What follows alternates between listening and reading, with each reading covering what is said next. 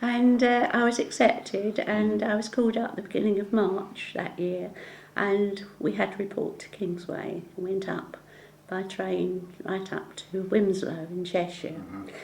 Arriving there about 8 o'clock at night, pitch black, didn't know where we were or where we were going, because the first thing they do is to make you go and have a medical. You have to strip for this medical all before you have something to eat or somewhere to sleep. And from there on, it was parades and learning what to do and getting used to your uniform when it was issued. Part of it fitted, part of it didn't. And we did 6 weeks, and then I travelled down from there to Gloucester. I'd been put into the trade of a clerk general duties only because I'd worked in an office in the Inland Revenue, for, as it happened, beforehand. And actually, if I hadn't volunteered when I did and got my call-up papers, my promotion came through and my boss could have kept me, which I don't think he would have got much out of me had he have done that. But he decided he knew I really wanted to do this. So he didn't sign the papers and accepted my resignation because I was going to the service. Did you spend the whole of your time in the UK? Yes, unfortunately, unfortunately I did, but it was mainly because I hadn't any brothers or sisters. And at that time, if you were an only child, they wouldn't take you overseas unless they really had to if you were in the WAF. But I spent 2 years at Gloucester in the record office, which was very interesting because we had a lot to do with postings of people. Also, part of the duty was if we were on night duty, and a plane had gone down somewhere and they hadn't got full records, we would have to go to a special department and find all the details, next of kin and that sort of thing, which wasn't very pleasant, but it was part of the duty that we did. We had to do 2 years at Gloucester before you could be posted anywhere else. I used to hitch home weekends. Where was home? That was from Gloucester to London. And whereabouts I lived in London? Essex at Leighton. Right. And I spent my pre-service years, blitz years, in the shelter with my parents. And anyway, from there I was sent to RAF Chigwell, which in fact, Quite close to Essex home, was yeah. a home posting. Yeah. Of course, by this time the war was over, and it was the beginning of 1946, and we were a very small unit there. It was called the Central Trade Test Board. At the beginning of RAF Chigwell, it had been the Bloom Barrage Training Centre for girls, but by this time they'd taken over as the Central Trade Test Board. There were an awful lot of NCOs and officers and not very many other ranks. So there were only about 30 WAF there, which consisted of perhaps one hut. And by that time I was a corporal, and I was put into central registry in the main headquarters, station headquarters. I did all sorts of things there. I was there at the beginning of 1947. We had the big freeze up, and everybody that wasn't needed was sent home because they couldn't heat the place and everything was in short supply. But because I lived within distance of being able to go home each day to sleep at home, we were kept on duty. So we did all manner of duties, and it was all right, but we were promised leave at the end, but we never got it. And then I was made up to sergeant, and that was fine as far as pay was concerned, but the thing that concerned me was that out of the whole camp, we were a very big sergeant's mess and officer's mess, and I happened to be the only WAF sergeant. So I'm afraid it was rather daunting the first time I walked into the mess, but a lot of the boys, they were really, were ex-aircrew that were stationed there waiting for demob. And because they took pity on me, so I was always with them rather than the regulars. And it was then that I met my husband, as to be. He'd come back from the Middle East, and it was his hometown. And so, of course, we got to know one another. And we married in 1950. And we've been married, 57 years this year. So I was demobbed in August of 1947, and like a fish out of water. I didn't know whether I'd done the right thing in coming out. I had the chance. My commanding officer had said, you know, if I wanted to extend my service career, he was quite happy to recommend that I stayed in. But I thought, well, no, I'll make something for Civvy Street. So I went back didn't go back into Inland Revenue, worked for a company and stayed with them quite a while till they moved out, and we were married and we have one daughter and one granddaughter. Well, my name's Lillian Cousins now. It was Butcher, and from that, obviously, the nickname, I was called Butch. And not so very long ago, I suddenly had a phone call and somebody said, "Is that Butch?" And my mind went back and I said, "Well, you must be somebody that knew me years ago." And it was a girl that I'd been at school with. And she'd managed to trace me right through. But we married, as I say, in 1950, lived in Buckhurst Hill till 1994. And we came down here and we now live at Highcliffe. And we're keen bowlers and, of course, being members of the RF Association. And my husband was an ex-air gunner. And what did he fly? He flew in Lancs, Right. but he, sort of being one of the younger members, he was fully trained, and went to the Middle East, waiting to go out for the big bomber raids that were going to be on Japan. But of course, with the atom bomb, fortunately, it never happened. Yeah.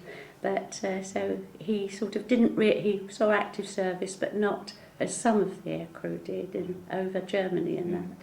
But we do go out every year to Holland with the Air Gunners Association, and it's an organisation where we call it the Pilgrimage to Dronten, and it's a special town that was built after the war, but it's very close to the Isselmeer, where a lot of the Allied aircraft was brought down going over to Holland into Germany. And when they drained it, they found a lot of aircraft. And this town took as their memorial the propeller from a Lancaster bomber. And that is their memorial that stands in their square. And their Liberation Day service in May, we go out to help them celebrate. And we're hosted by the townspeople for a week. At one time, we've been going for about 20 odd years now, and with one or two breaks through ill health, and we're hosted by the same people right the way through, and we join in their liberation service, and we go to different places. The Dutch Air Force shall I say, we go for receptions to a different Air Force station. My husband's been up in one of their helicopters, and we're treated very nicely over the years. And this year we hope to go, there'll be about 50 of us. We go out, we fly out all on the same day from different parts of the country, meet up at Schiphol, go by coach up to Dronten. And they're lovely people, and I've got lots of photos of that at home. But it sounds fascinating. It's very, very interesting. We've been all over. We've been to Arnhem and different museums and different places of interest, both sort of Dutch for their heritage, as well as the different museums and wherever there's RAF. One place we go to, there is a very small cemetery with just one crew of a Lancaster bomber, and it's a Commonwealth crew. And we go there every year and place flowers and pay homage and have the last post and the dedication, which is very, very moving. And it's just a ritual, and we thoroughly enjoy going. Good, yeah. Well, it was the first photo that was taken of me in uniform, and it was taken in May 1944 in Gloucester, which was my first posting. And it's got on here WAF service number 2170065, which is something that you never forget. That's a unit of the Women's Junior Air Corps, which was the equivalent of the ATC in the 1941-44 era. And I can't find anything of it on the internet. All right. Well, my daughter can't anyway. So from the girls in that photo to that, some of them are in the same, and that was 50, we had a reunion 50 years later. And I still belong to the WAF Association, and we laid up our standard at St Clement Danes in last September because there's nobody fit enough to carry it anymore, unfortunately. But when you get to it in your 80s, you see, which I am. Well, I left school the day war broke out, at the age of just 14 years and 3 months. The school closed down as the war started. So I was then sent out to work by my parents. I needn't have done, I could have gone into the business if I wanted to. What was the business? General store in the little village. Where? Which? Buckhurst Hill, I know. in Epping Forest. So I went to London and I got a job in St Martin's le Grand. I was up there for 1 week. The second week I went to work, there was no building. It had been demolished during the big London Blitz. So then they offered me to go up to Nottingham and I said no, my parents didn't want me to go. So I then went to another company. I joined the insurance company in Aldridge, at the law courts. And needless to say, after a few months there, that got bombed out. They then sent me down to Southend. In those days, travelling on the railway, it was nothing for me to leave home at 7:30 in the morning and not arrive at the office till midday, owing to the lines being bombed. My main experience of bombing was we had a bomb dropped on the house next door, and my mother was coming in the front door and a piece of shrapnel went right through her head into the shutters. I was then joined the ATC, which I was in for about 2.5 years. I then decided to volunteer for the Air Force when I was 17 and a half. I went to Kingsway, where I signed on. And they said, oh, you're a bit young at the moment, but we'll call you eventually. But you'll definitely go.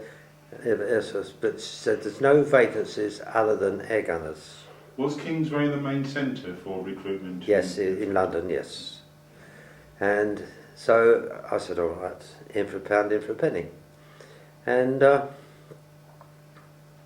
joined up there. Then after a few weeks, I had a letter to report to St John's Wood, the London Zoo. Well, I started my training in the Air Force. I was issued with kit, and we was billeted in flats in St John's Wood. Some of those flats were where the big variety artists stay and live these days. And we used to do square bashing and march each mealtime to the London Zoo. And my main recollected memories of that marching to meals, is the number of china cups that were broken because we had china mugs. And they kept saying, swing your arms, swing your arms. Of course, every time swing your arms, crash, bang, one of the cups. They didn't mind, they issued us with fresh ones. And after 6 weeks there, they sent me to Towcester, to radio school.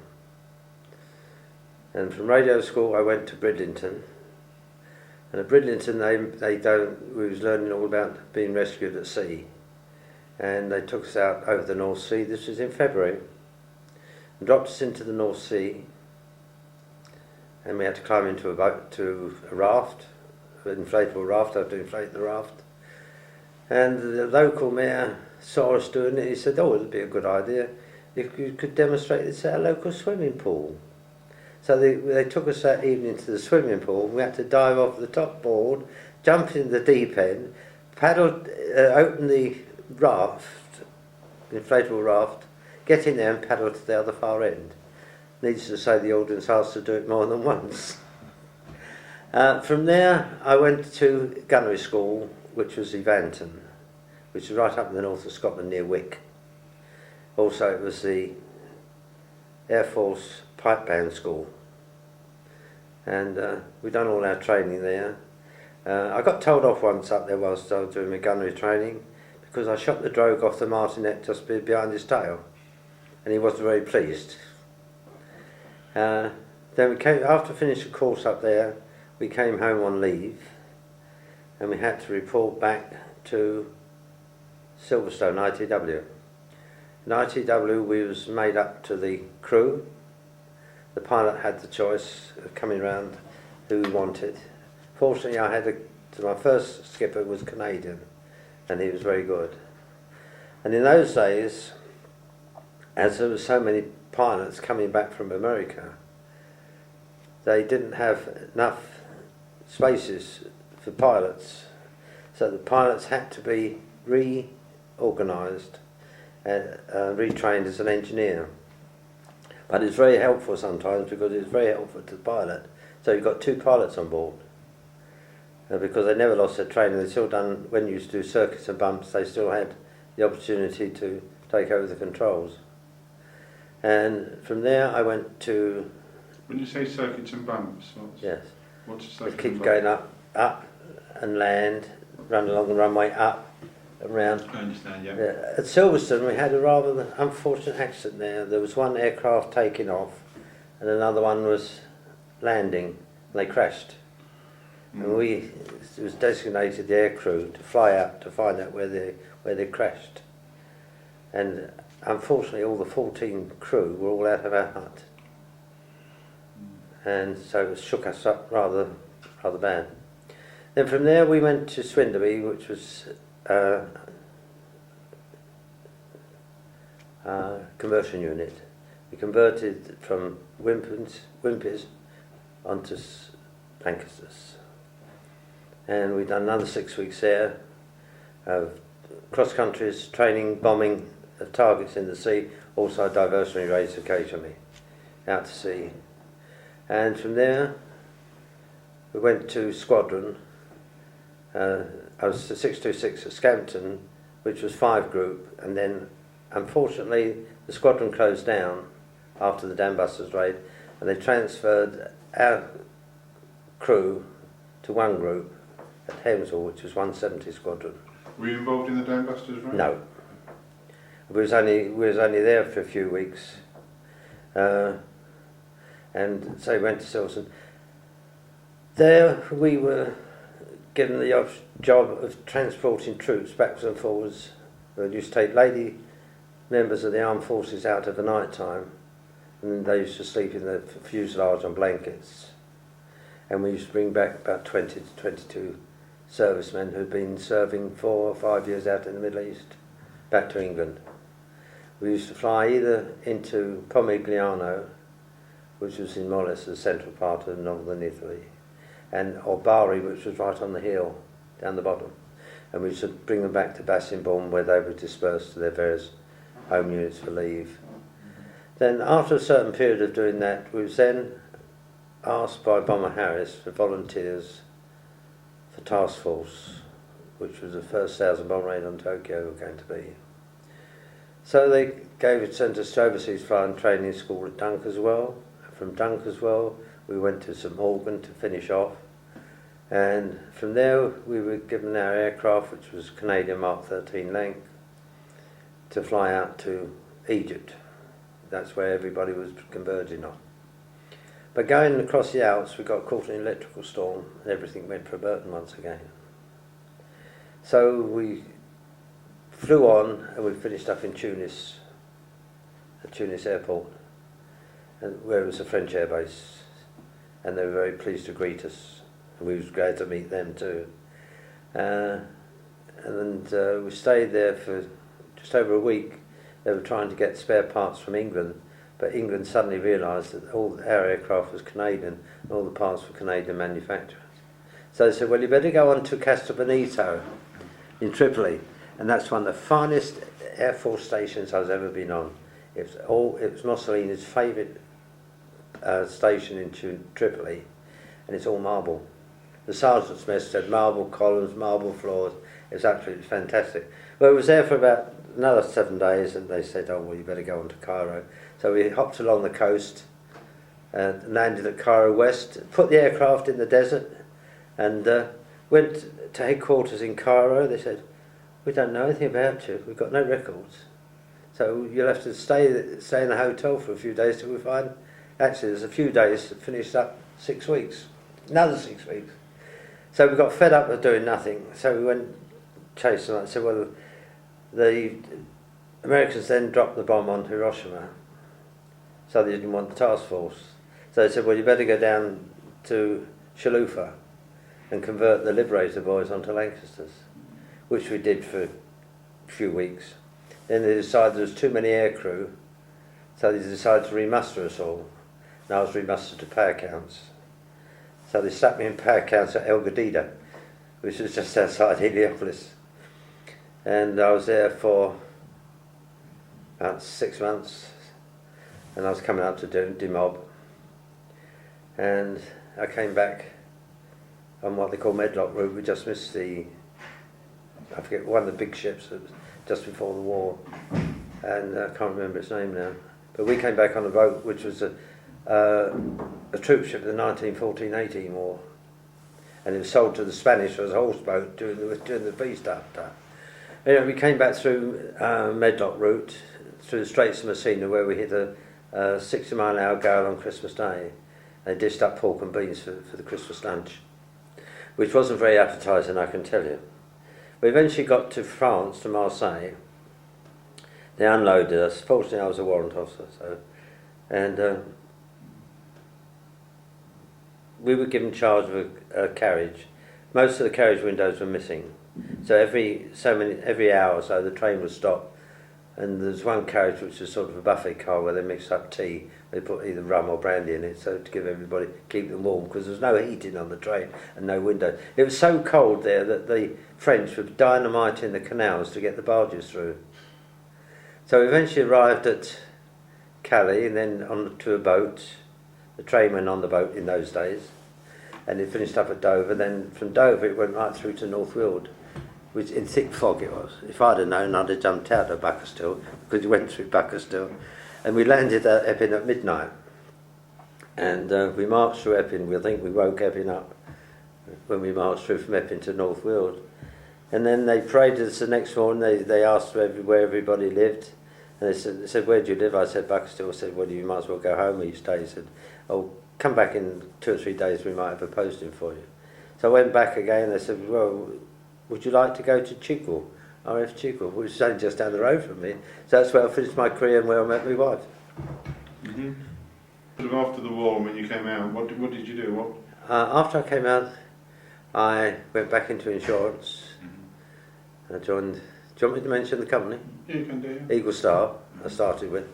I was in their fire department, and they suddenly decided I was doing all right in the fire department. They said, well, I'd like to go outside. So I said, yes, not as an inspector though.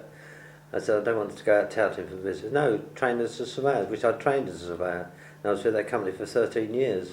Mm-hmm. And then I was poached by the Phoenix. Whoops.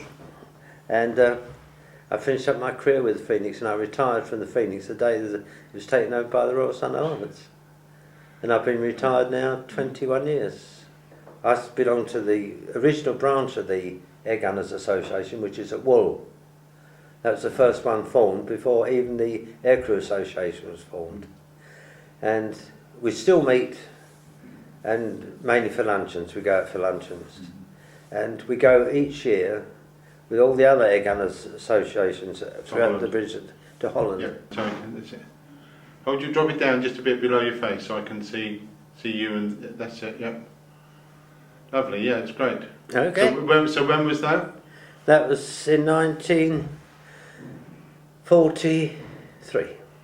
Just for the sake of the camera, can you just tell me your name, sort of, and where you were born and that, just so that I was born in Romford, at 96 London Road. And your name, Dennis? Dennis Cousins. Thank you, Dennis. Very nice to meet you. You know what my number was in the services, do you? You go on then. 1894883. Right. Okay, And I finished up as a warrant officer. Lovely. Watson. I was born in East Grinstead in West Sussex.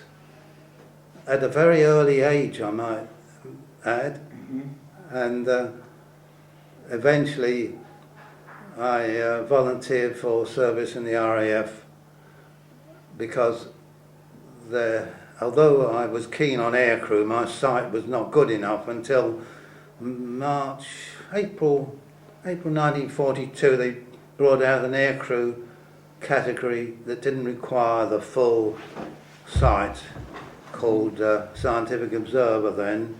Later it turned into Radar Navigator. But I volunteered for that, got through the medical, got slung out by the selection board. They said to me, your sight is borderline, you've just scraped in and you haven't done any calculus at school. Well, that was true because I had to leave school in January 1940, which would have been my school certificate year. So I missed my final year of education. And they said to me, don't give up. If you go and see Sergeant so-and-so in room so-and-so, he's got something interesting. So I went and saw him and he said, look, if you come in on the ground staff as, he gave it a name and called it radio operator. I had been an ATC cadet for 2 years and I was fed up with Morse practice, and I said straight away, I don't want any bloody Morse. He says, nothing to do with Morse. He said, I can't tell you what it is because it's hush-hush. But he said, the point is, it's the same job on the ground that the Scientific Observer does in the air. And he said, if you come in and qualify on the ground, you can apply to remuster. And as you got through the medical, you should, so like a twit, I fell for it. True, actually. I did all this, and just after, about a year later, I volunteered again, and I got a cracking recommendation from my CO. And when I got to the group captain in Chigwell, he said, look, your sight's no good for anything except radar observer. That's the name they got it then. And he said, we got a list about 150 long of chaps who are already remustered and we can't fit them in. He says, no point in adding you on the list. He says, you'd never get there. So that was that. Actually, there was a lot of truth in that because I was serving on a radar station in Yorkshire and I'd confided to the flight sergeant radar operator with my plans, and he said, you haven't got a cat's chance in hell. He said, look, I've been in radar since 1938. He said, I'm a flight sergeant. He said, I volunteered a year ago and they haven't bloody sent for me yet. And he was still there when I left, so it was just one of those things. So I stayed on the ground, but I enjoyed the comradeship, and just after the war, I was in hospital and I saw in a copy of Airmail that my CO had written a book about our unit, and it was one of the only ones that dealt exclusively with radar. There's plenty about flying, of course, and he himself was ex-fighter pilot, Battle of Britain, Spitfires from 54 Squadron. But because of that, I got his address from Airmail, wrote to him, congratulated him, and he sent me a copy dedicated of the book, and he said, can you assist me in finding anybody else from the unit, because I'd like to send them all the books. So I went on the Radio Devon then, I lived in Exeter, and appealed. I got plenty of inquiries, but none from our unit. But gradually somebody somewhere got to hear of it, and I got a phone call from one of my old colleagues, and he knew of about 5 or 6 others. And from there on, we managed to get about 22. I put him in touch with the CO, Squadron Leader Kemp, and he sent them all a book. And then came the great day when they brought in the radar reunion in 1991, and I was going to meet him there, and 3 weeks before his wife phoned up and said, "I'm sorry, he just fell off the sofa dead." Was that? No, you're talking about the sounds. I was just saying, yeah. Yeah, there's one of those still standing. Yeah. Well, that was the pre-war idea. In the First World War, they had sort of things like gramophone horns in 3, and there's an array, and they moved them up and down the road, and they could apparently hear aircraft about 6 miles away. Well, when they flew at something like 80 miles an hour, that may have given them enough time. But the position was that they needed something to pick them up about 100 miles away when we were flying 250 miles an hour in order to give the defence time to react. And you know the story behind radar, do you? A bit, yeah. They sent for Watson Watt, who was head of the metaphysics laboratory at Slough, and said, "Look, what's all this about death rays? Would it be possible to generate a death ray that could bring German aircraft down or stop the engines in flight?" And he gave the job to his second in command, called Wilkins, who did calculations, and said, "No, you need to produce a power of about 60 watts to have an effect at about 10 yards. So, but Watson Watt had been doing measurements of the Kennelly Heaviside layer, you know, the reflective layers that electromagnetic that surround the Earth, about 60. There's another one, I can't think of the name of it, 60 miles up. The radio people, even pre-war, the Yanks were bouncing shortwave signals over to the UK, and if you built a shortwave set at night, and I was one of these, you could pick up the Yanks. When I was at school, we made early radio sets. Cat's whiskers? Well, that was how you started. It was a knob of sugar and a cat's whisker and earphones and everything dead quiet. No, you could pick up a station that was within perhaps 10 miles. But anyway, went on to electrical sets then, and we used 120 volt high tension batteries, all made up of little 1.5 cells of bloody things, and a 6 volt accumulator, which is rather like a smaller car battery, for the low tension to heat the valves up. You had one of those, and this bloody HT120, which is quite a big thing, bigger than the radio itself in many cases. And earphones, and if you had enough power, you could have 2 earphones, so you could have a mate listening in as well. And that's how we went. And this is why I was always interested in radio, although I never actually went into it physically, except in the RAF. I was in the post office telephones, actually, so that was akin to... Where were you in post office? Where? Yeah. In London. Whereabouts? Well, I was at Shepherd's Bush Exchange, UX GPO. I was GPO. That was the first job I had from school. No, I wasn't there for very long. I was there for about 2 years. Shape. Why youth 2 years course? Did you go on that? No, I was a trainee technician apprentice. Oh, well, but when I went in, it was called Y2YZ, youth 2 years course. I went to Shepherd's Bush Exchange, which looked after Chiswick, Holland Park, and Bayswater as well. But first of all, I started in the installation office, you know, and I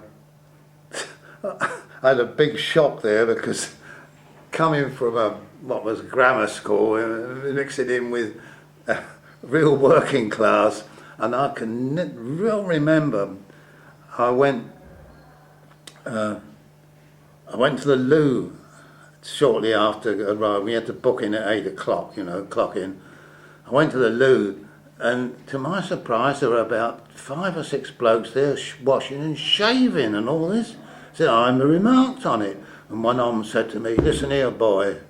He said, "Never shit, shower or shave in your own time. Do it in the firm's time." Yeah, so this is how it went on. And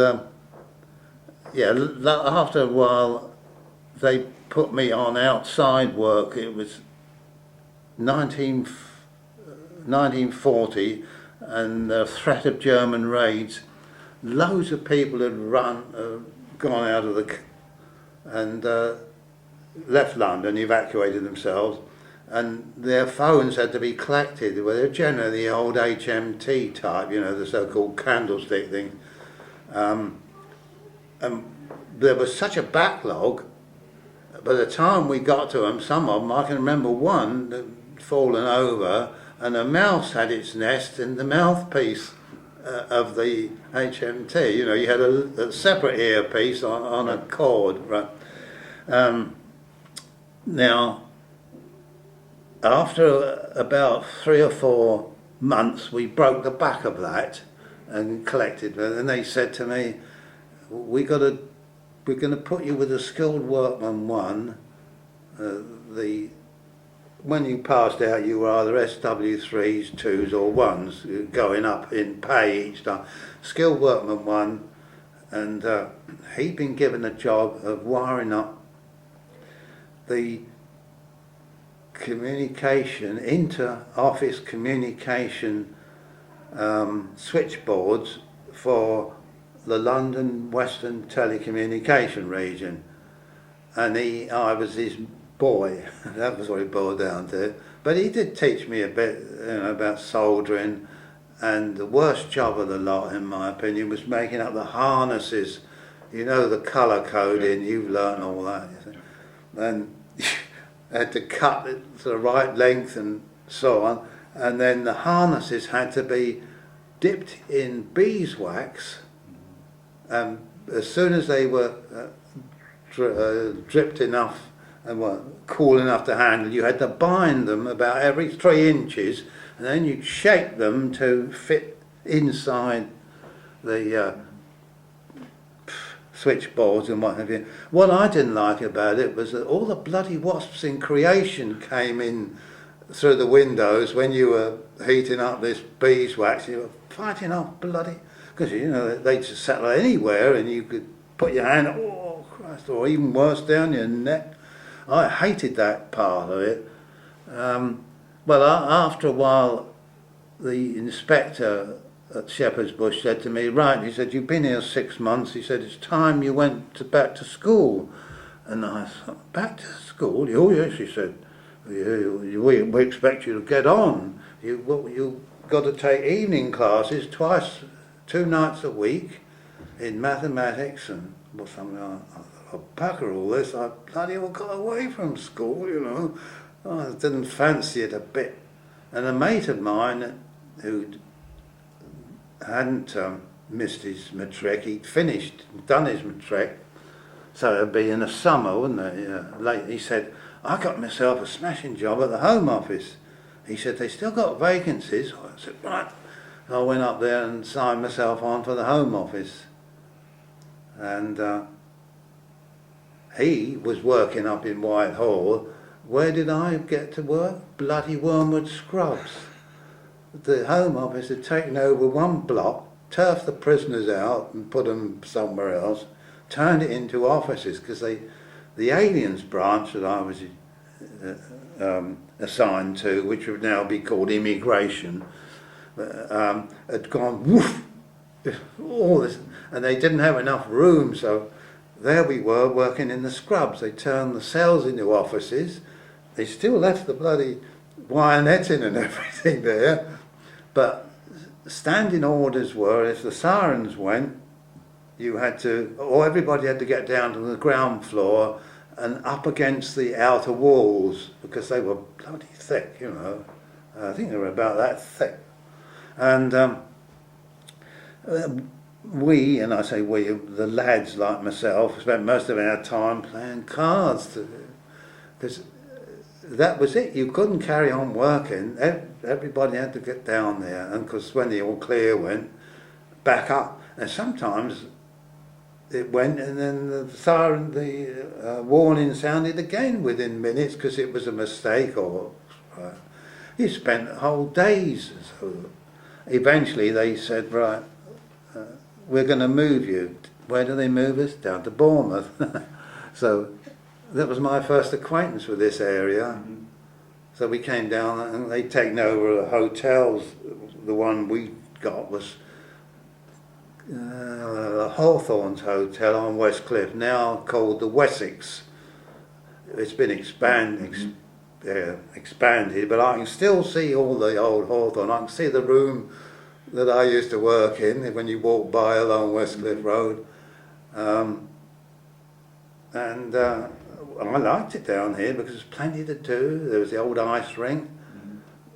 We used to go to the Pavilion Sunday nights and listen to the Bournemouth Municipal Orchestra, as it was then, for sixpence. You get an hour and a half of music, quarter of an hour's interval, and they usually put on a little silly musical interlude as well. And then we walk home across the lower gardens, because I was billeted up in Tregonwell Road, up above the Winter Garden. We walk across into, Fort's Milk Bar. There's still a bloody milk bar at that site now, not Fort's, but in there, and depending on their money, if we had enough money, if one and fourpence, we'd have a Knickerbocker Glory. And if you didn't, you'd have a glass of Horlicks, hot glass of Horlicks for eightpence, and then crawl up the hill and so to bed, so to speak. And there was so much to do. We'd go out birds nesting. Mm-hmm. We used to play football at Merrick Park, or just off Merrick Park. I think there's still pitches there. Where you were born, and where you sort of... My name is Julius Borges. I was born in Olean, New York in 1923. And when I was 2 years old, my father, who was a teacher, he got a job in Chicago, and I grew up in the Chicago area. And when I was 17 years old, I joined the Illinois National Guard, which was in 1939. So in 1940, when the war broke out in 39 and 40, when the war broke out in Europe, they decided that the National Guards of America would have to be incorporated into the Army. So instead of go 2 or 3 nights a week, you would be a full-time soldier. So I had the chance of joining the regular Army, which I thought would be better, when I look back on, I should have stayed in my own unit that I knew everybody. But anyway, I joined the regular Army, and I was sent to Fort Bragg, North Carolina. And we trained there. In 1941, when the attack on Pearl Harbor, we went on maneuvers in which they call the Louisiana Maneuvers. And that was the first time that Eisenhower took command of a big group. I never heard of the guy before. He was all new to us, to command how to move armies about. So when the maneuvers were over and we were going back to Fort Bragg, we were in South Carolina and we were still in tents. And it was a Sunday morning, and after lunch we used to go in the tent, and when we had a portable radio, we used to listen to the radio. And it was about 2 o'clock in the afternoon there, and the band was playing pop music, big band music in them days. And we interrupt this broadcast to say that the Japanese are bombing Pearl Harbor, and then back on with the music. So one of the old sergeants who'd been in the Army 16 years, he'd been everywhere. He said, "What did he say?" I said, "They're bombing Pearl Harbor." "Oh, you heard that wrong, Julius." He said, "That's in Hawaii. They wouldn't do that." Because at the time, the Japs were fighting the Chinese in China, and they were bombing Shanghai and all that. So quite often on the news, they tell you about bombing in China. So that's why at first he thought I had that wrong. But then they stopped the music again and said that, then they mentioned the Japanese are bombing Pearl Harbor in Hawaii. And one thing and another. And then the first time I ever heard call to arms, a bugler came out and was blowing call to arms, everybody to muster out. And the captain came running out, and he had strapped his guns on his belt, and he said, the Japs are attacking Pearl Harbor, so we don't know what's going to happen next, because we got sabotage might break out, because we got a lot of Japanese Americans and so on, so you know what was going to happen. So we were sent all over the place, guarding bridges, powerhouses, airfields, and things like that. But anyway, when it all settled down, the Americans had decided that they were going to have to fight in two wars, one in the Pacific and one in Europe. So the Pacific was going to be all amphibious, because they were going to have to retake the islands by amphibious landings. So all the amphibious troops that the Americans had were Marines. So they decided that they were going to train 3 divisions as Marines, as amphibious soldiers, to come to Europe for the invasion, which we thought.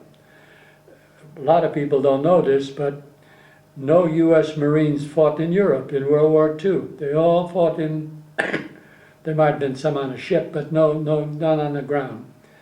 So we were trained, we had to go to the Marine base in Quantico, Virginia, and the Marines was teaching us all the landing procedures and that. And we didn't live in any barracks. We actually got on a ship. We lived on a ship. Each battalion had their own ship. And these ships were purposely made at the time.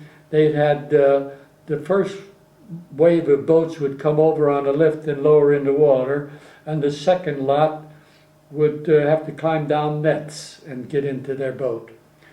Well, we practiced about 3 or 4 months up and down the Chesapeake Bay, which is quite big. And one day the ship went out the bay, and the rumor was that we were going to make a landing on the Virginia coast, on the Virginia beach, which we thought that would be nice. We'd see some civilians instead of all the little islands we were practicing on. Excuse me. So then they kept going, and then they started getting cruisers, aircraft carriers, destroyers, battleships, and in the end, I think there was 400 ships in this convoy. And after we were at sea about a week, they said that we were going to invade North Africa. And we were going to move up from North Africa. We were going to move up to meet the Germans in Tunisia. And the first thing when we were going to land, they said that they had a recording made by President Roosevelt saying that, "Do not attack the troops. We're not come to invade you. We've come as your allies, and we're going to fight the Germans. You know, we haven't come to invade you really. So don't fire." But actually, these troops were led by Vichy officers, and where we fought, they were mostly French Foreign Legion, and we fought for 3 days, and they kept it up. But when we landed, we had orders not to load our guns, so we landed on the beach, and they started firing at us. Whoa, a couple of hours before General Patton got fed up, and he told the battleship Texas to open up, and they fired 15-inch guns, and whoa, hell of a salvo, and they blasted them up. They had this old Portuguese fort that they had the high ground. We were on the beach, even before that, they had attacked us with planes, strapping us on the beach. The ironic thing was, these were American planes and we'd sold them. We could tell them. I think they were old P-40s. They were attacking us. They didn't do too much damage. But after 3 days, they finally surrendered. In our unit, we lost 76 men, and we killed 700 Frenchmen. I don't think that's widely known, but I do know because I was in S2, intelligence. 700 Frenchmen. And after they surrendered, what did we do? We were all friends. We had to re-equip them, teach them, give them our guns, and then show them all. And what they were really interested in was the rocket-propelled, what we call a bazooka. So that was the first time we used it. It was supposed to be a secret weapon. They demonstrated it on a ship. The captain says, he opened up this crate and said, "We got a secret weapon, I'm going to die." He read the instructions, and it said what to do. So he gets this thing, and he said, "Okay, like they are, gather around." So he gathered, and he fires it. Well, a flame went out the back and burnt all the troops that were in the back, burnt his face, because the early models weren't very good, and some of the flame came out the side. So the next time he said, "Don't get too close," and then he put on a gas mask to protect his face. So when we fought these Frenchmen, we put this gas mask on, and he'd raise up and fire this anti-tank gun, and they'd see this guy with a gas mask, a flame, and that bloody early thing, we hadn't had much practice, and they'd bounce along the ground like a rugby ball, you know, and it'd go all over and then bang, explode, and it'd frighten the hell out of them. So that's the first thing they wanted to know was, what is it? Sure, we want to live, show us that weapon. But anyway, they piled us into French trains, which they call 40 and 8 men and 40 horses, but it was all men, and they transported us all the way. Took a day or two to get we got to Tunisia, Gefsa in Tunisia, and we reassembled and got all our equipment, and we met the Germans for the first time at a place called Kasserine Pass. And believe me, they beat the hell out of us to begin with, because we were pretty green, really. They were expert troops in Africa Corps. But after the couple of weeks, we got the idea, and we got the better of them. And we kept fighting until we advanced, until we was American Second Corps attached to what was then the British First Army, and we met up with the Eighth Army at the place in Libya, Sfax, I think it was. And then the Germans had a routine, and we had to pull back, and we had them all bottled up in the peninsula at Tunis. And our objective was Bizerti, and the Eighth Army took Tunis, and we took Bizerti. And then the Germans finally surrendered. And that was the first time we got, 100,000 Germans surrendered. So then we thought we'd get a rest for a while, but being General Patton, you didn't get much rest with old blood and guts. We were going to go, they just came out on parade ground, we're going to invade Sicily. So I thought, oh, bloody hell. So off, in a couple of weeks, off we went, and we invaded Sicily. I'm talking about my unit, which was the 9th Division, 2nd Battalion, 60th Infantry. So we invaded Sicily, and that campaign wasn't too bad. We didn't meet much opposition. We didn't get much opposition landing in that. And then our unit, we went up the middle, somewhat along the coast. The British were down the south coast, and the Americans on the north coast. And our unit, we went up down the middle to Randazzo, heading towards the Vesuvius, Mount Etna, that was it. And by the time we cleared out all the Germans, they had crossed the channel, and we thought we'd been in a lot of action, we'd get some rest. And General Patton, he was famous for his speeches. Yeah, I heard rumors that you guys think you're going back to the States to get a rest. "You're not getting back to the States," he said, "until we get to Berlin. And by the time we get to Berlin, half of you will be dead, so I wouldn't worry about it." That's the kind of morale boosting speech. He was some character, I'll tell you. But in all fairness, he was the only general that I actually saw come up to the front line, because when we were dug in once, and I had to hold in the crossroad, and he came up in a Jeep. And he got out of the Jeep, and he was just like in the films. It's the first time I've seen him that close, with his pearl-handled pistols and breeches. He was a cavalryman, really. And he said, "How's it going, Sergeant?" I said, "Well, they've been attacking all day, but they've eased off. They're not getting through." So he looks behind me, and he said, "What's that tank doing over there?" "I don't know, sir. That's not our outfit." He said, "That goddamn tank is supposed to be protecting you, not you protecting him." So he walks off and goes on and gives him what the British call a bollocking. And they start up and took off down the road. So, although he was blood and guts, and he was, I suppose, in a way, ironic that he got killed in a road accident.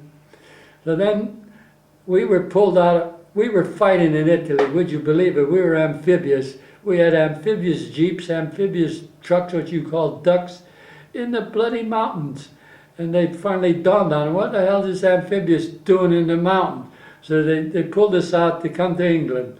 And when we got to England, well, we thought, this is great, lovely green fields.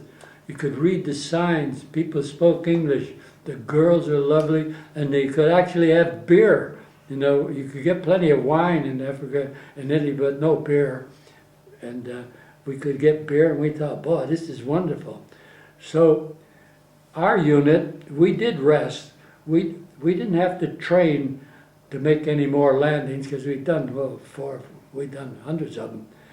But you read about this Clapham Sands disaster, where them 4th Division got caught in the channel one night by practicing maneuvers, which we didn't have to do any of that, because we were overtrained, actually. We really needed the rest. So before D-Day, they moved us into the Southampton Common. And we moved in, it was like a prisoner of war camp. We moved in, once you got in, there was barbed wire all around. They said anybody that gets caught leaving the camp will be shot. So, well, we knew the score, because they had to tell us. We got in this tent, and they had beautiful scale models of the beaches, and everybody's objective, who was to get what, and they knew what unit and one thing and another.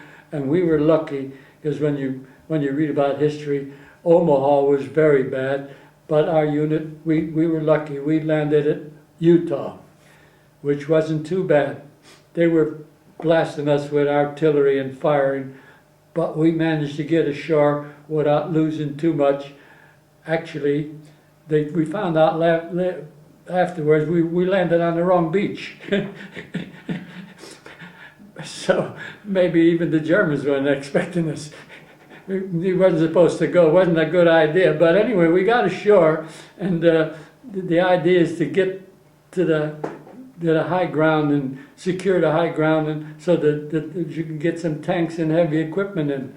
But the first man out of our landing craft, as he stepped out, was our lieutenant.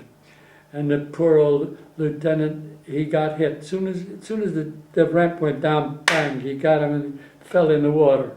Well, you couldn't go in to see if he was or anything, because if you, with all that equipment on, you'd drown. You just couldn't move. You had to carry, you couldn't go to shore firing with your gun. You had to carry all kind of extra equipment and drop it on the beach. That was our supplies, where when they come back, rations, ammunition, everything they could think of, we'd drop it on the beach, and that was your supplies. And then take your rifle and get on. And our objective was the Saint-Mère Anglaise, to relieve the 101st Airborne that had taken the town, I think, and we just going in to relieve them.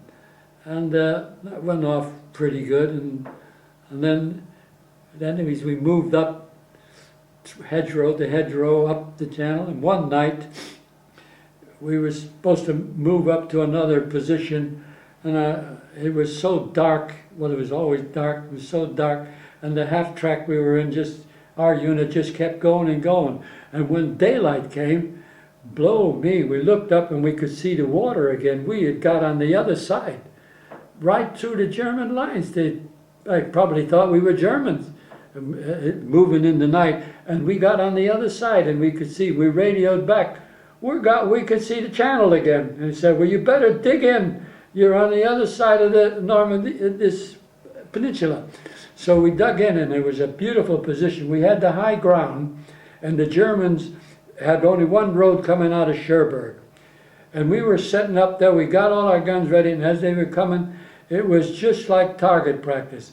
They weren't firing back. They were trying to escape.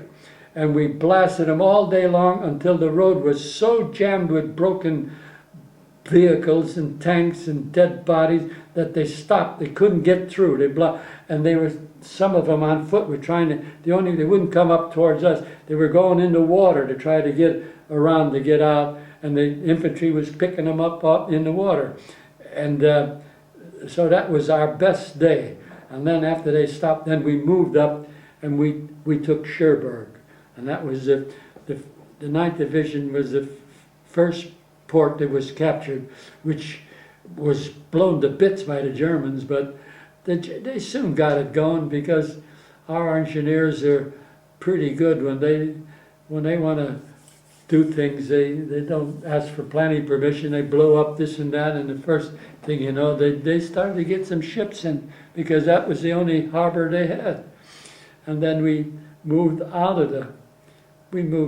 and catching the other way towards St. Lo. St. Lo was a bad battle.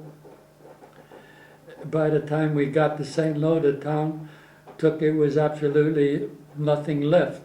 And then by that time, there actually was a line. We were here and they were there. But before, in the beginning, in the invasion, there was groups here and there, and one thing and another. And so I kept, one day it was raining pretty hard, and the captain said, "You find a house or a barn for we use for headquarters, get out of this bloody rain." So I took 6 men on a patrol, and it was a farmhouse. It looked like nice, and I was looking at it through the hedge, and I couldn't see any movement. I thought, that looks all right. So I crawled through the hedge, and as I got on the open grass, I waved for the next man to follow me. Well, the bloody Germans were in the house. They must have been watching me. They didn't fire on me until I put my hand up. As I was coming out by myself, they thought just one, take him. But when I did that, they thought he's waving some more on. So they opened up and they blasted me, and I was wounded arm and leg, and I didn't realize how bad I was hit, because the bullet hit me in the leg actually broke my leg, and the arm, it had shattered my arm. I didn't have no bone there, but when I looked, there was a little nick there. You can see that, and I could see the blood coming from there. And I had this raincoat on, and the blood. And I crawled back in the hedge, and they said, I said, "I'm all right. I just got a nick. I'll get to first aid station if I can. You guys keep them pinned down, and I'll tell them what's going on." Well, as I came out of the woods, what I didn't know, that they'd hit my main artery. I just collapsed from loss of blood, and I just fell down. And as I fell down, there was a Jeep coming up the road. He was dodging the shell holes, and they were still firing shells, but he wasn't dodging the shells. He was dodging the shell holes to miss to get the Jeep. And they spotted me just topple over, and they stopped. And they picked me up and threw me in the back like a sack of potatoes and took me to their aid station. So 1 second either way, I would have been a dead man. And it was just the good Lord, I think. I don't know who, maybe I got a guardian angel, because I did 3 invasions. I did survive 3 invasions in that split second. And I wound up in an aid station. And because when the unit got together and they said, what happened to Sergeant Borges? Oh, he said he got a nick and he's going back to the aid station. He said, oh, indeed, no shot.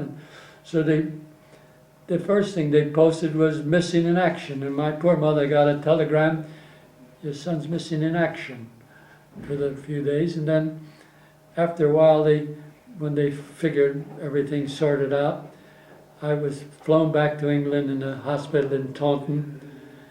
They were going to let me get married and then ship me off, which they did, you see. And then I was shipped to the States, and I was in the hospital 2 years. I was put in, they sent me to an amputation hospital. When I look back, I was the only man in the ward that had all his arms and legs on, because they'd sent me there, they were going to take my arm off there. And anyway, they saved it by keep replacing it with bones that took from other parts of my body, and screws and one thing and another, because after a year, I couldn't do that, and my hand was like that and not much feeling. I could do that. I was quite happy. I thought, you know, compared to what happened, that's better than a hook. That's still my hand, you see. So I thought I was going to be final discharge. And Colonel McKeever, he was one of the best surgeons they had. As another little story, they said to me, you got Colonel McKeever. He's a very good surgeon. They said, have you ever heard of Marlene Dietrich? I said, yeah. I said, well, I heard of her, yeah. He said, well, when she had something wrong with her legs, he fixed it, and she's got what you call $1 million legs. So being always a comedian, I said, oh, great, I'm going to have $1 million legs. So anyway, Colonel McHugh, he said to me, we can do better than that, he said, but you'll be in another year. But, you know, and I thought, well, my wife hadn't arrived from England anyway. So I said, well, so whatever whatever you say, I'm willing to do what you can. And I was in a whole year before they really did, you know. So now the only thing I can't do is that, you see. But they repaired the feeling is a bit funny, but its feeling is there. If I touch there, I can feel it there, sort of thing. But compared to what it was, that's a miracle. Mm-hmm. So that's my story. And if you want to, did you see the medals? Bronze Star. I'll just focus in on it.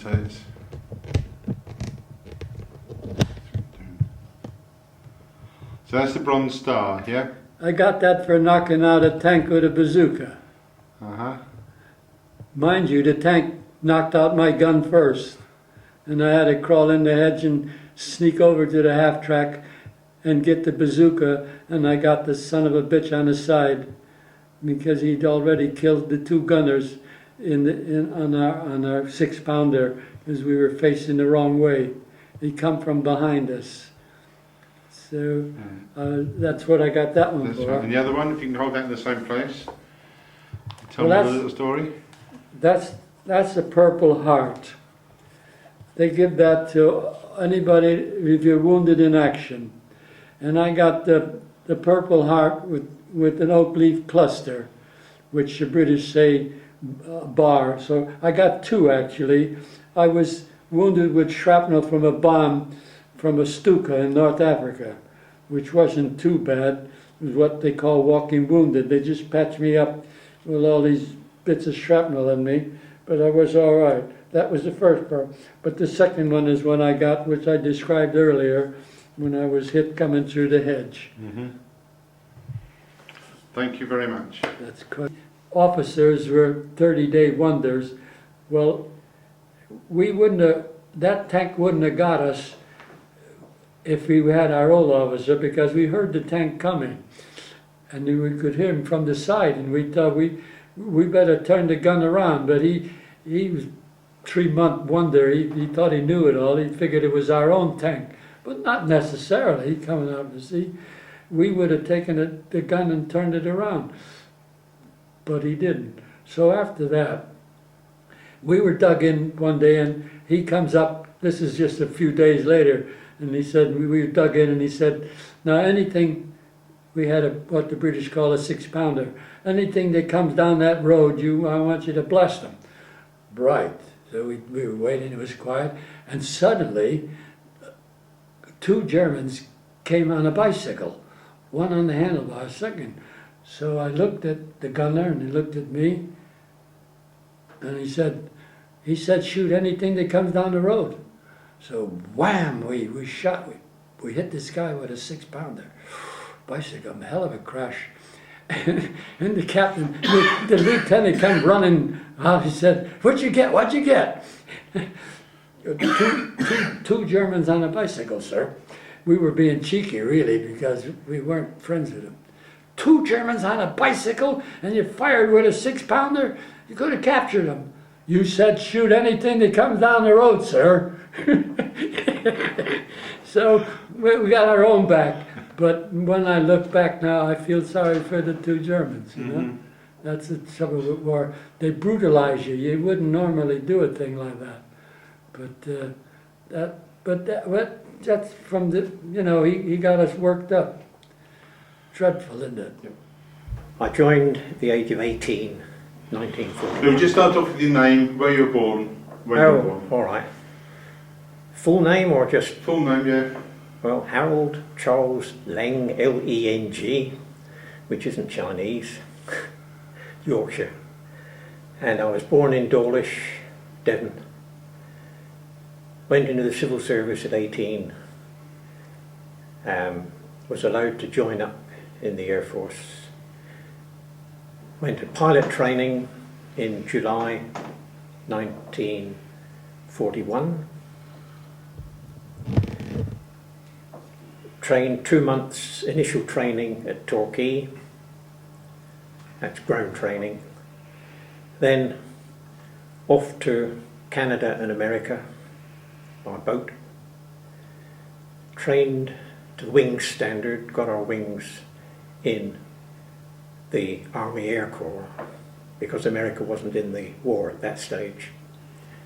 So I was in Alabama, May 1942 and came back to this country, was converted to twin-engine aircraft, airspeed Oxfords, and at the end of that conversion, 2 months, of the 30 of us that came back from America in one group, 28 were posted to Bomber Command operational training units. 2 of us were posted to Flying Instructors School in Scotland, which was a bit of luck for me because of the 28 that were posted to Bomber Command, only 4 saw the war out. Because somebody in America kept track of all the names, and we kept track of the names back in this country after the war, and only 4 survived.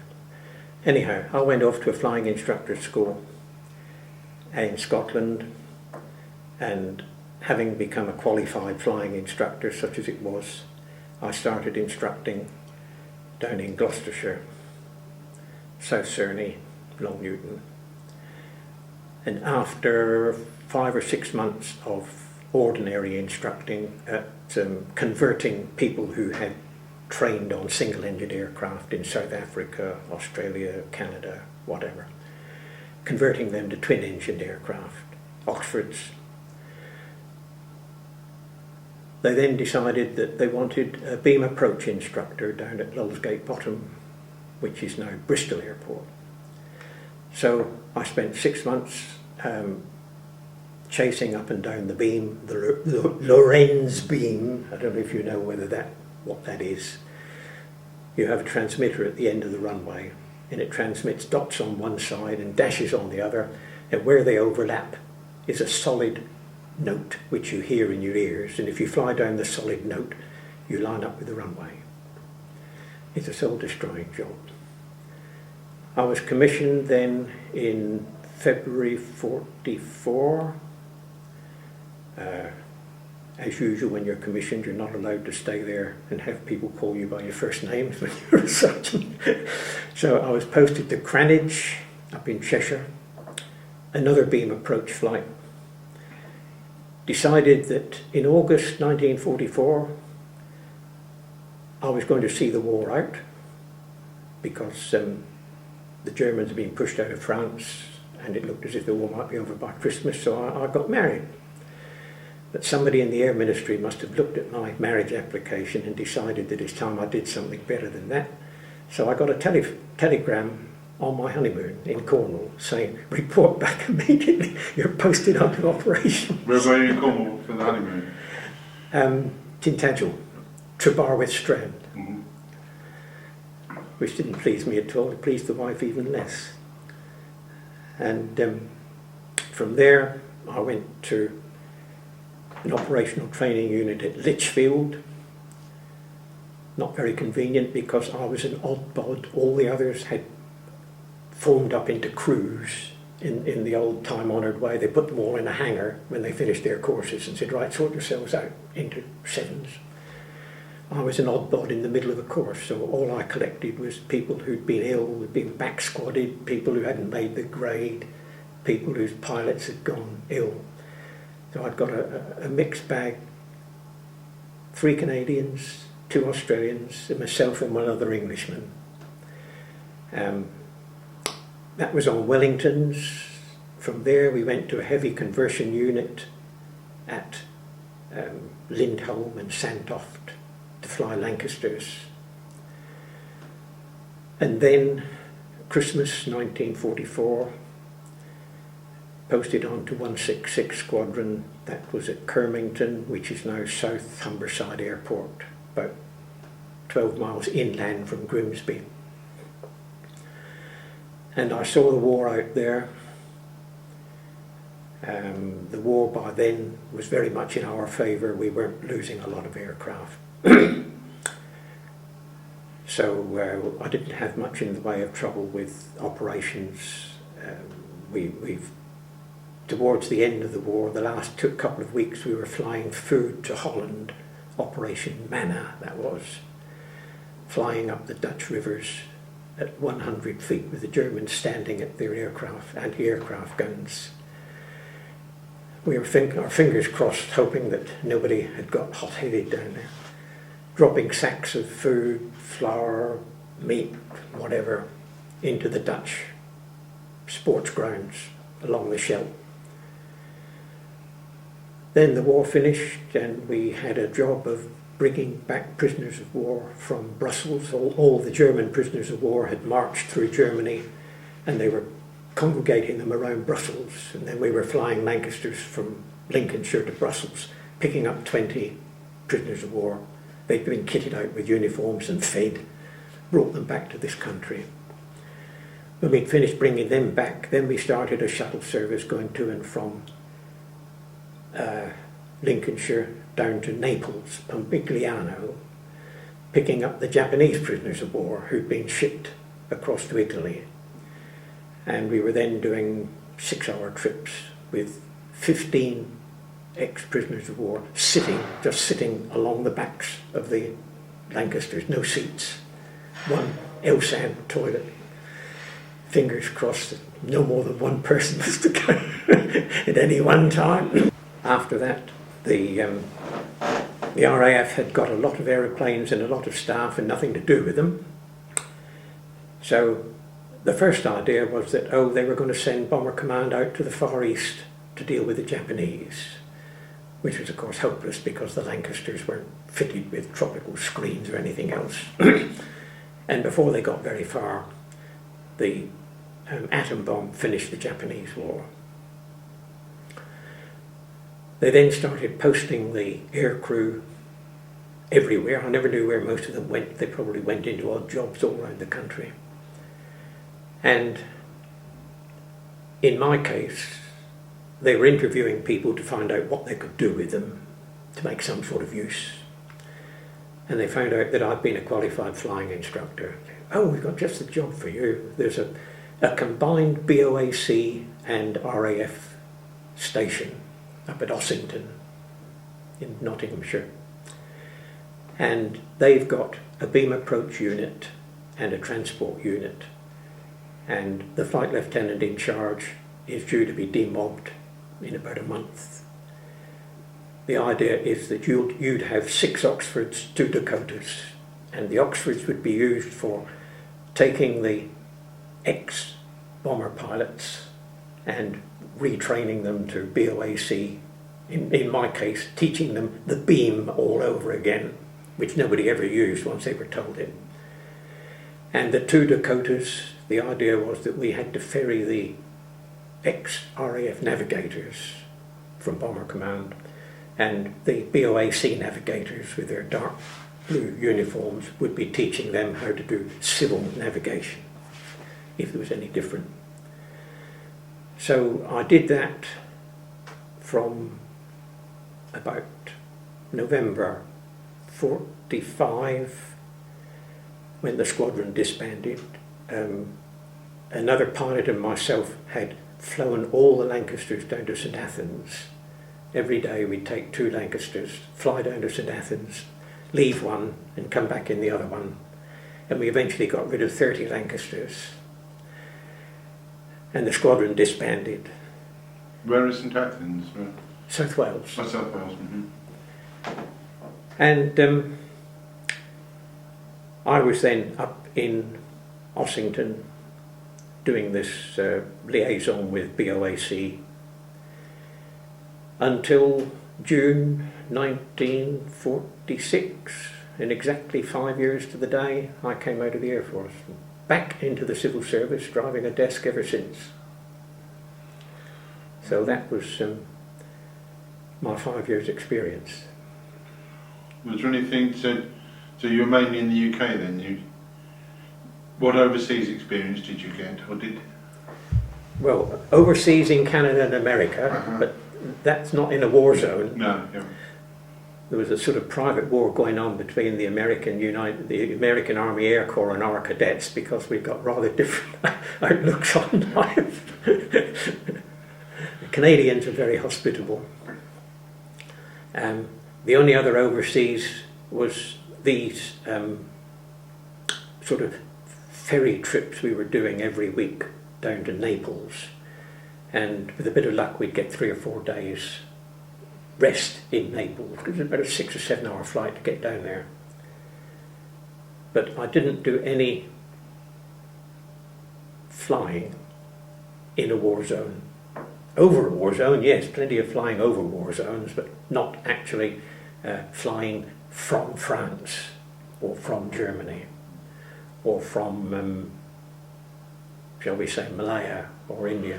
So tell me a little bit more about the Lancaster, about what type of character of a plane was it? It was a delightful aircraft to fly. Most of my time was done, I've got over 1,200 hours on airspeed Oxfords, and they were pigs. That made them a very good trainer, because unlike the Anson, Avro made the Anson, Avro made the Lancaster, that the Anson was such a gentle plane that if you tried to level out and land at 10 feet, it would just gently dip its nose and gently come down like that. Not an Oxford. In Oxford, as soon as an Oxford stalled, one wing would whip down and it would go into a spin, which wasn't clever at all. And there was no way in which you could trim it to fly straight and level, no matter what you did. As soon as you took your hands or feet off, it would go one way or the other. Now, the Lancaster was built by Avro, the same as built the Anson. And the Lancaster was a delightful plane. It was very stable, mainly because it had got dihedral in the wings, if you know what I'm talking about. An aircraft wing can go straight across, or it can turn upwards. If you make paper aeroplanes as a schoolboy, you've always made paper aeroplanes with the wings like that.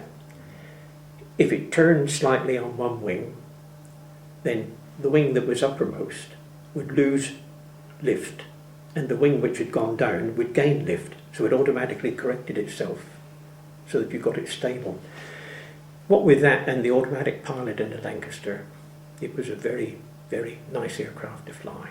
And you'd got 4 engines. If you lost one engine, didn't really matter. If you lost 2 engines, you could still get home. A bit low down, but you could get home. If you lost 3 engines, if you were more than, shall we say, 50 miles away, then you wouldn't get home. You could control it, but it couldn't stay up. It couldn't stay in the air on one engine. But with 2 engines, yes, it could. You were trusting that the engines didn't overheat. But no, it was a very nice aircraft to fly. I seem to recall something about the Lancaster turning into the Shackleton. So I Oh, yes. remember the Shackleton down in St Yeah. Morgan. Yeah. They merely extended the nose to put a radar in the nose, and it was then used by Coastal Command. It was simply a Lancaster with the latest mark of engine in it, and modified to take a lot more radar because it was a coastal aircraft, Shackleton. They also converted it. Old Air Vice Marshal Bennett, who ran the Pathfinders, decided that he would take on and make up a transatlantic air service using Lancastrians, which were again a modification to take passengers. But he lost 4. Nobody wanted to know after that. So no, Lancaster was very good. Dakota was an easy aircraft to fly, but once you'd flown with 4 engines, you're never terribly happy with back to 2 engines. When I see these aircraft taking off from Herne with 2 jet engines, and they get to the end of the runway and they go off at about 45 degrees, it makes my teeth stand on edge. Because, well, if one of those engines cut out, what the hell do you do then? Because with a piston engine aircraft, if one engine cuts out on takeoff, all you can do is shut the other one down and land straight ahead and make the best of it. Whereas I suppose these jet engines have got so much power that they can in fact continue to climb up and go round on one engine. But I don't like watching them.